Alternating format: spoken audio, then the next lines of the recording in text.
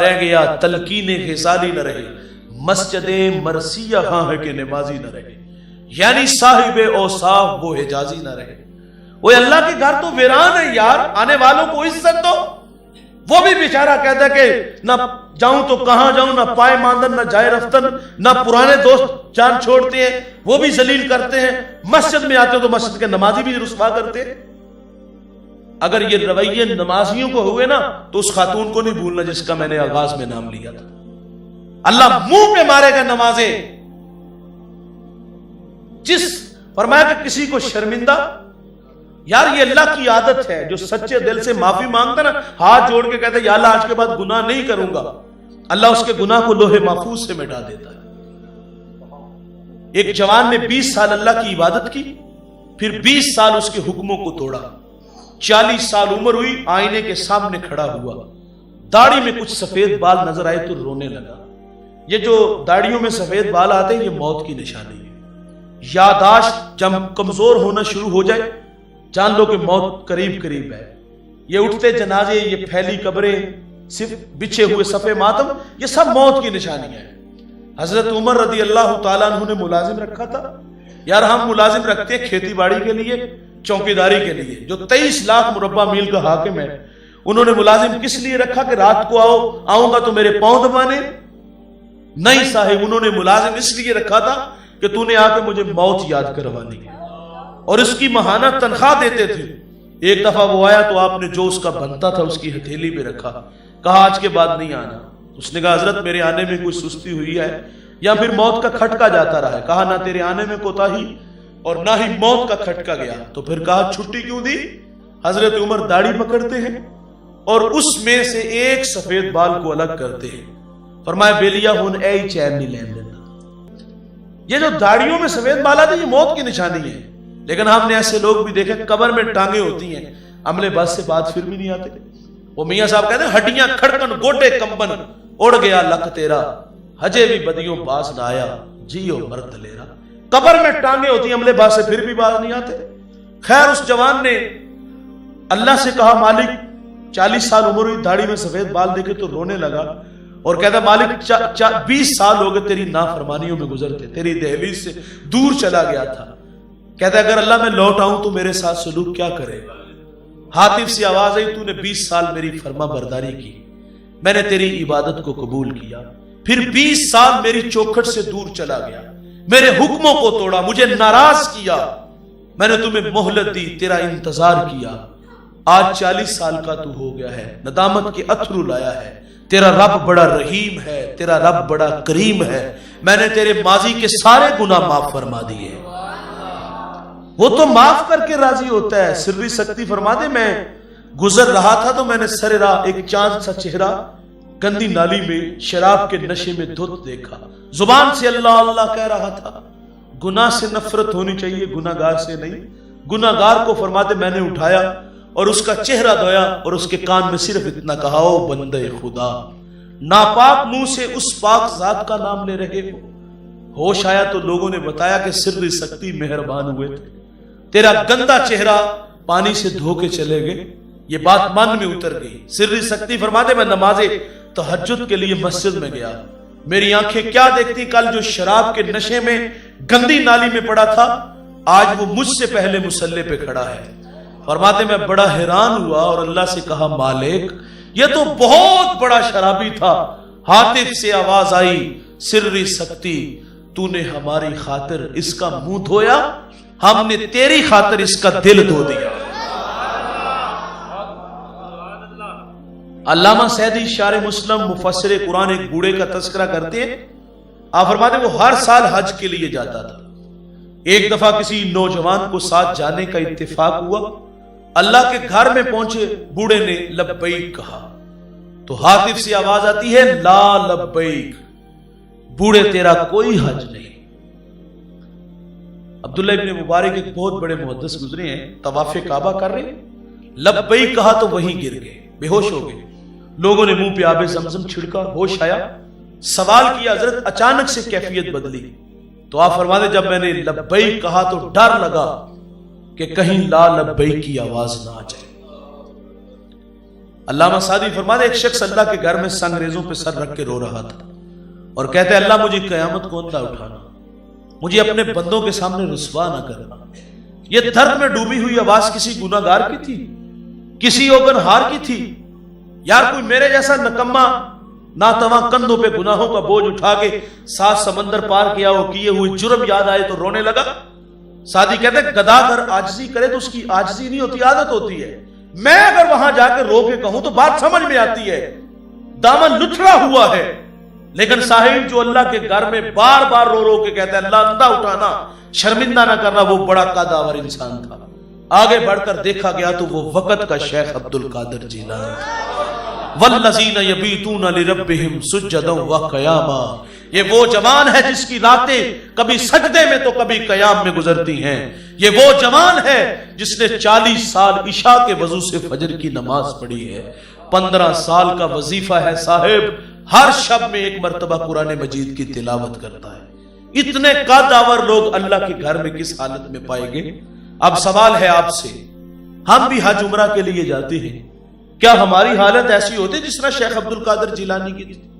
کیا ہماری حالت اس طرح ہوتی جس طرح جو ہے وہ عبداللہ ابن مبارک کی تھی؟ یار وہ تو بڑے معقول لوگ تھے، نیکی والا ماحول تھا ان کا، ان کی صحبت میں بیٹھنے والے لوگ واصل باللہ ہوتے تھے، جنازے اٹھتے تھے ان کی صحبت سے۔ ہمیں تو زیادہ ڈرنا چاہیے تھا نا، کیونکہ ہمیں پتہ ہے یار اپنا چغلی، غیبت، حسد، کینہ کیا کچھ نہیں ہمارے من میں۔ ہمیں تو زیادہ ڈرنا چاہیے تھا کہ کہیں وہاں سے واپس آواز نہ آ جائے، کہیں جدہ ایئرپورٹ سے ہی دودکار نہ دیے جائیں کہ ان کے گندے قدم میری پاک سر زمین پہ نہ لگے۔ لیکن معذرت سے دوستو، جب ہم حرم مکہ میں داخل ہوئے، جیب سے موبائل نکالا، تصویر بنائی اور اس کو فیس بک کی زینت بنایا، ایک ہاتھ دیوار کعبہ سے اور دوسرے ہاتھ سے تصویر، طواف کعبہ کا ہو رہا ہے، گزرتے لوگوں کو موبائل دیا جاتا ہے اور خود بیت اللہ کے سامنے ہاتھ اٹھا کے دعا والی ہائٹ بنا کے اس سے تقاضا کیا جاتا ہے کہ میری تصویر بناؤ۔ کہاں کھڑے ہو یار، جہاں اللہ کی 120 رحمتیں اتر رہی ہیں، وہ رحمتیں اتر رہی، تم تصویریں بنا رہے ہو۔ رحمت تو لوٹنی چاہیے تھی، اور ہم کس چکروں میں پڑے ہیں، اور مصنوعی دعائیں ہو رہی ہیں۔ یار وہاں تو طبیعتوں میں نشہ پیدا ہو جانا چاہیے تھا کہ ان راہوں سے محمد عربی گزرے ہیں، غوث کتب ابدال گزرے ہیں، لیکن ہم وہاں کس دھیان لگے ہوئے ہیں؟ معذرت سے صاحب، ہم جب حرم سے واپس آئے تو کیا لائے؟ کھجور، پانی، بچوں کے لیے کھلونے، بیٹیوں کے لیے ردا، بوڑھوں کے لیے تسبیحاں، ٹوپیاں، مسلے، بس یہی لاتے اور کچھ نہیں لاتے۔ گناہ جس طرح اٹھا کے لے کے گئے اسی طرح واپس لے آئے۔ ہاں ہمارے نام کے ساتھ حاجی کا اضافہ ضرور ہوا ہے، لیکن بغل سے چھری نہیں نکلی، کردار نہیں اچھا ہوا، رشتے اسی طرح توڑتے ہیں، سود کا دھندا اسی طرح چل رہا ہے، ملازم کو گالی گلوچ کا ماحول اسی طرح ہے۔ یہ بات فخر سے ہم سناتے ہیں کہ 10 حج کیے، بعض کہتے ہیں عمرے اتنے کیے پتہ ہی نہیں ہے۔ یار وہ کہاں ہے عمرے، وہ کہاں ہے حج جو آپ کر کے آئے ہو؟ ہم 10 سال پیچھے پلٹ کے دیکھتے ہیں تو جو رویے 10 سال پہلے آپ کے تھے آج بھی وہی ہے۔ میری عمر 35 سال ہوگی، 34-35 سال۔ میں اپنے بچپن کی طرف دیکھتا ہوں تو یقین جانیے کہ اگر کسی کا بیٹا نالائق ہوتا، شراب پیتا، اخلاق اچھے نہ ہوتا، برے دوستوں میں بیٹھتا، محلے والے کہتے، قاری صاحب کہتے اس کو عمرہ کراؤ، اور وہ عمرہ کر کے جب آتا تھا تو پتہ چلتا تھا اس کی راتیں کبھی سجدے میں تو کبھی قیام میں گزرتی تھی۔ آج اتنے عمرے، اتنے حج ہیں، لیکن عادات نہیں بدلتی۔ خیر اس بوڑھے کا تذکرہ، یہ ضمناً کچھ باتیں تھی جو میں نے عرض کر دی۔ بوڑھے نے لبیک کہا تو ہاتف سے آواز آئی لا لبیک، بوڑھے تیرا کوئی حج نہیں۔ جو سال نوجوان تھا وہ چونک سا گیا، اس نے کہا بابا جی آواز نہیں سنی؟ کہا بیٹے یہ آواز میں 70 سال سے سن رہا ہوں۔ وہ جوان کہتا ہے بابا جی آپ پھر بھی آتے ہیں؟ اب کلیجہ پھٹنے لگا، رو کے کہا بیٹے بتا اس در کے علاوہ کوئی در ہے جہاں جا کے میں دامن پھیلاؤں؟ بس اتنا کہنا تھا کہ رحمت خدا بندی جوش میں آئی۔ ہاتف سے آواز آتی ہے جا بوڑھے، ہم نے تیرے 70 کے 70 حج قبول فرما لیے۔ یار جب وہ معاف کر دیتا تو ہم کیوں نہیں کرتے؟ بنی اسرائیل میں ایک جوان تھا جس کا نام کفل ہے، اور کفل کسی شریف آدمی کا نام نہیں، بہت بڑا بدماش تھا، اور اس کی بدماشی کیا ہے، وہ غریبوں کی بیٹیوں کو لوٹتا تھا۔ ایک دفعہ اس نے 60 دینار میں کسی مجبور بیٹی کو خریدا، خلوت میں اس کے پاس گیا، دیکھا تو وہ رو رہی تھی۔ کفل سمجھتا تھا کہ میرے پہلو میں آنے والی ہر بیٹی بغیرت ہوتی ہے، لیکن یہاں برستے آنسو دیکھے تو قدم رک گئے۔ سوال کیا کیوں رو رہی ہو؟ اس نے کہا کفل شوق سے نہیں آئی، بھوک کھینچ لائی ہے، غربت تیرے تک لے آئی ہے۔ یہاں رک کر کے ایک جملہ عرض کروں گا، جب مالدار لوگ، جب سرمایہ دار لوگ، جب وڈیرے لوگ غریبوں کا حق نہیں نہ دیتے تو پھر غریبوں کی بیٹیاں نیلام ہو جاتی ہیں۔ یہ ڈائمنڈ منڈیاں، یہ بازار حسن، یہ کوٹھے، یہ کنجریاں اس وقت بنتی ہے جب ہم ان کا حق نہیں دیتے۔ بڑے فخر سے کہتے ہیں کہ بہت بڑے جگیردار ہیں، بہت بڑے زمیندار ہیں، تجوریاں خزانوں سے بھری ہوئی ہیں اور اس کے ہم نے منہ بھی کھولے ہیں، پیسہ پانی کی طرح بہاتے ہیں، اور معاشرے میں ہم دریا دل مشہور ہیں، لیکن دولت کہاں لٹاتے ہیں؟ جہاں نفس کو حظ ملتا ہے۔ میرا تعلق ایک دیہات سے ہے، ہمارے دیہاتوں میں میلے ٹھیلے کا ماحول ہوتا ہے، کتوں کی لڑائی آئی تو 50,000 وہاں دے دیا، کبڈی میچ، کرکٹ میچ ہے تو 1 لاکھ کا انعام وہاں دے دیا، اور جہاں نفس کو حظ ملا دولت کا منہ وہاں کھولا۔ جہاں دولت لٹانے سے اللہ راضی ہوتا ہے، اس کی رحمتیں برستی ہیں، وہاں غفلت کی پٹی باندھ لی۔ وہ کیا کسی شاعر نے کہا تھا کہ دیکھا ہے میں نے شہر میں کوڑے کے ڈھیر پر 2 بچے لڑ رہے تھے فقط ایک بیر پر، فصلوں کو کاٹتے کچھ ٹوٹی چوڑیاں، کچھ بک گئی ہیں دوستوں گندم کے سیر پر، گندم امیر شہر کی ہوتی رہی خراب، بیٹی مگر غریب کی فاقوں سے مر گئی۔ اور محسن نقوی کہتا ہے محسن یہ غریب لوگ بھی تنکوں کا ڈھیر ہوا کرتے ہیں، کبھی پانی میں بہ گئے تو کبھی ملبے میں دب گئے۔ اور ہمیں معاشرے میں یہ پھیلے ہوئے دکھ کیوں نہیں نظر آئے؟ ہم نے دولت ہجڑوں پہ لٹا دی، ہم نے دولت کتوں کی لڑائی پہ لٹا دی، ہمیں بیوہ کے بچے بلکتے نظر نہ آئے، ہمیں مزدور جو ہے دہاڑی کے بغیر پلٹتا گھر نظر نہ آیا۔ کاش کے مزاج بدلتے دولت وہاں دیتے۔ ہمارے گجرانوالہ دھلا چوک پہ بوڑھا دن دہاڑے آٹے کا تھیلا اٹھا کے دوڑ لگاتا، نہیں تھا، جانا کہاں تھا، لوگوں نے پکڑا اور خوب زد و کوب کیا۔ بعد میں سوال کیا بوڑھے یہ جرت کیوں کی؟ اس بوڑھے کی آنکھوں میں آنسو تھے، اس نے کہا 1 ہفتہ ہو گیا اس چوک میں آ کے کھڑا ہوتا ہوں اور لوگ مجھے بوڑھا سمجھ کے مزدوری کے لیے ساتھ نہیں لے کے جاتے، روزانہ خالی ڈبہ گھر لے کے جاتا ہوں اور بچے سوالیہ نظروں سے دیکھتے ہیں اور پوچھتے ہیں کہ ابا آج روٹی نہیں لائے، اور آج تو پکا وعدہ کر کے آیا تھا، لیکن آج بھی لوگ چھوڑ کے چلے گئے۔ اگر وہ مزدور مر جاتا نا غربت کی زندگی تو پھر محلے سے بڑے سخی نکلنے تھے، جی کفن میری طرف سے۔ وہ یار جب وہ زندہ تھا پیوند لگے کپڑے پہنتا تھا، تمہیں اس وقت وہ کیوں نہ نظر آیا؟ کیونکہ اس وقت تیری دولت کا قد بڑا اونچا تھا، غریب نظر ہی نہ آیا۔ آج چٹا لباس لے آیا، محلے سے اور لوگ نکل رہے ہیں، کل 10واں 40ویں کی روٹی ہماری طرف سے، اللہ ایسی روٹیاں منہ پہ مارے گا۔ جب زندہ تھے بچے بلکتے تھے، روتے تھے، ماں سے کہتے تھے ماں بھوک لگی ہے، مزدور باپ کو کہتے تھے پر روٹی چاہیے، اس وقت تو کوئی بھی نہ ان کی آواز سنتا تھا۔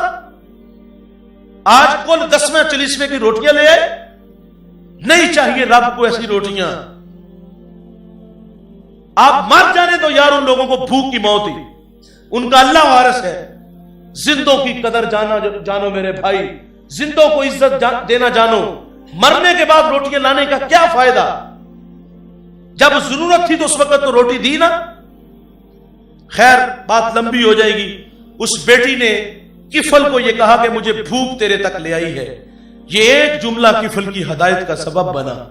دل کے آئینے پہ چوٹ لگی، کفل رونے لگا، رو کے کہتا ہے بہن مجھے معاف کر دے، تو جس عزت سے آئی ہے اسی عزت سے واپس گھر چلی جا، اور میرے لیے دعا کر کے میں بڑا ہی کتا انسان ہوں، اللہ مجھے معاف کر دے۔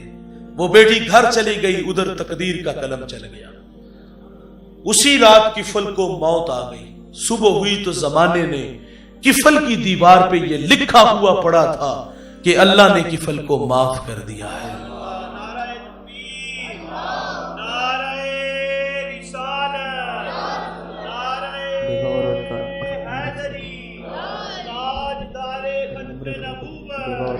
تاجدار ختم نبوت، تاجدار मज़मून लंबा हो जाएगा और इसमें जो पैगाम है वो इंशाअल्लाह मैं आप तक मुंतकिल करना चाह रहा हूँ। अल्लाह कबूल फरमाए। अल्लाह की आदत है यार माफ करने की, हमें भी आदत डालना चाहिए कि अगर गलती हो जाए तो माफ कर दे। मस्जिद में आ गए यार, गुनाह इंसान की फितरत में है कि नहीं है? जब वो माफ करते तो हम क्यों नहीं माफ करते? सहाबा किराम हुजूर की इक्तदा में नमाज पढ़ने के लिए खड़े हुए। अभी टाइम था कि एक सहाबी की हवा खारिज हो गई। अच्छा, वो उठने लगे, वजू खाने जाने लगे वजू बनाने के लिए। अभी उठने ही लगे थे, जाहिर है उठते तो सुबकी महसूस करते, शर्मिंदगी महसूस करते, मस्जिद के आदाब का लिहाज ना रख सके थे। अभी उठने ही लगे थे कि हजरत अब्दुल्ला इब्ने अब्बास रदी अल्लाह तआला अन्हु अर्ज करते, आका अगर इजाजत हो तो हम सब जाके वजू बनाएं। अब क्या खबर कि किसकी हवा खारिज हुई है, शर्मिंदा ही नहीं होने दिया। हातम असम एक बुजुर्ग गुजरे हैं, असम बहरे को कहते हैं, वो बहरे थे नहीं लेकिन इस नाम से उन्होंने शोहरत पाई है। सबब क्या था कि आपकी मजलिस में लोग बैठे हुए थे और एक बुढ़िया भी आके बैठ गई और उसके साथ भी यही मामला हुआ जो साहबी रसूल वाला था, हवा खारिज हो गई। तो ये शर्मिंदा हुई कि हजरत मेरे बारे में क्या राय रखेंगे कि इसको महफिल की आदाब के नहीं पता। खैर जब उसकी बारी आई तो फरमाया, माँ जी कैसे आए हैं? कहा बेटे मेरा ये मसला है। आप कान पे हाथ रख के फरमाते, माँ जी थोड़ा सा ऊंचा बोल रहे हैं। वो कहते हजरत मेरा ये मसला है। आप फिर कान पे हाथ रख के कहते हैं, माँ मैं कह रहा हूं और ऊंचा बोलो। वो बुढ़िया जी ही जी में खुश हो गई कि ये तो कानों से बह रहे हैं, मजलिस में रुसवा होने नहीं दिया। अच्छा, ये ही नहीं कि मजलिस में नहीं रुसवा होने दिया, बल्कि वो बुढ़िया जब तक जिंदा रही आप आर्जी तौर पे कानों से बहरे रहे, फकत इसलिए कि इस मां को जब भी पता चलेगा कि मैंने इसकी दिलजोई के लिए ऐसा किया था तो फिर शर्मिंदा होगी। और हमारा हाल क्या है? हमारे देहातों में जब बारिश हो ना, कीचड़ जमा हो जाता है, गली कच्ची गली होती है, बड़े भी एहतियात से गुजरे तो बात पांव फिसल जाता है। कभी ये खौफनाक मंजर आपने देखा हो, जब कोई गिरता है तो वो पहले दाएं बाएं देखता है, क्यों?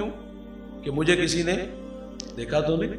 वो बाद में मुलाहिजा करता है चोट सर पे लगी या पांव को कोई मसला हो, और जो देख रहे होते वो इतने हजरत होते, गिरते को थामते तो नहीं, बल्कि दूर से जो एक आवाज आती है वो बड़ी मकरू सी, मैं तो मकरू आवाज कहूंगा, कि उसको शर्मिंदा करके रख देते हैं।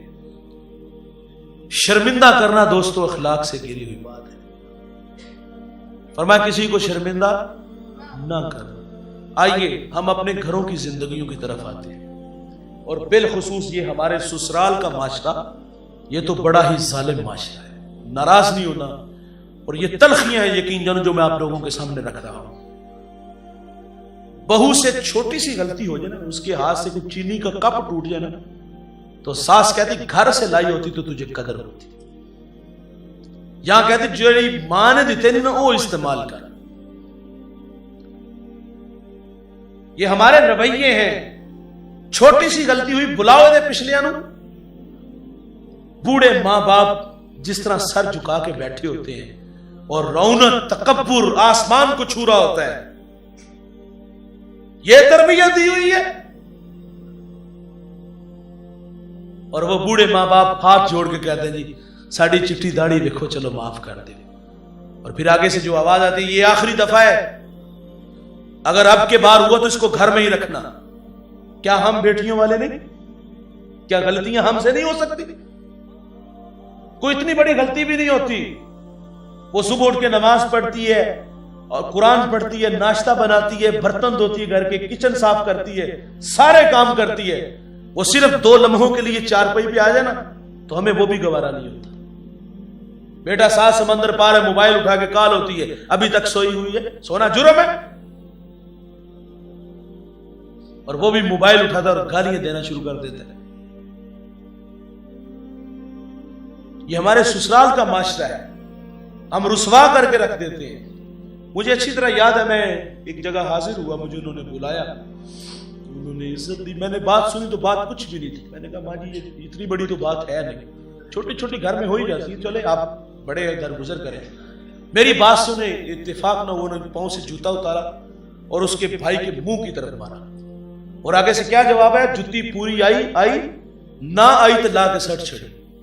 ये कोई मर्द बात करता तो जाहलत उसको भी मैंने कहना था।